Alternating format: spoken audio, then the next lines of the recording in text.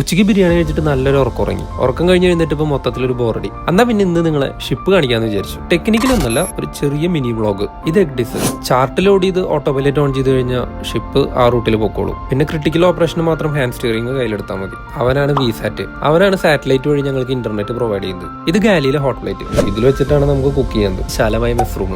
ഇവിടെ ഇരുന്നാണ് ഞങ്ങൾ ഭക്ഷണം കഴിക്കുന്നത്. കുറെ നാളത്തേക്കുള്ള വെജ്, മീറ്റ്, ഫ്രൂട്ട്സ് ഇതെല്ലാം സ്റ്റോർ ചെയ്യുന്നത് ഈ 3 സ്റ്റോർ റൂമുകളിലാണ്. Veg room, fish room, meat room. +4, -18, അങ്ങനെയാണ് ടെമ്പറേച്ചറുകൾ.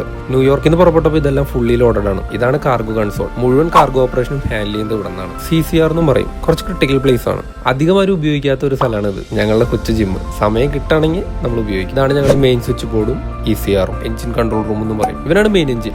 ഷിപ്പിന്റെ മൊത്തം പ്രൊപ്പൽഷനും ഇവനാണ്. ശരിക്കും ഒരു 2 നില വീടിന്റെ ഹൈറ്റ് ഉണ്ട് ഇവന്. ഇത് ഞങ്ങളുടെ ലൈഫ് ആൻഡ് റെസ്ക്യൂ ബോട്ട്. എന്തെങ്കിലും അപകടം പറ്റി കഴിഞ്ഞാൽ ഞങ്ങൾ 26 പേർക്ക് രക്ഷപ്പെടാനുള്ള ഒരു മാർഗം. അങ്ങനെ ഇന്നത്തെ സൺഡേയും കഴിഞ്ഞു. അപ്പൊ അടുത്ത വീഡിയോയിൽ കാണാം.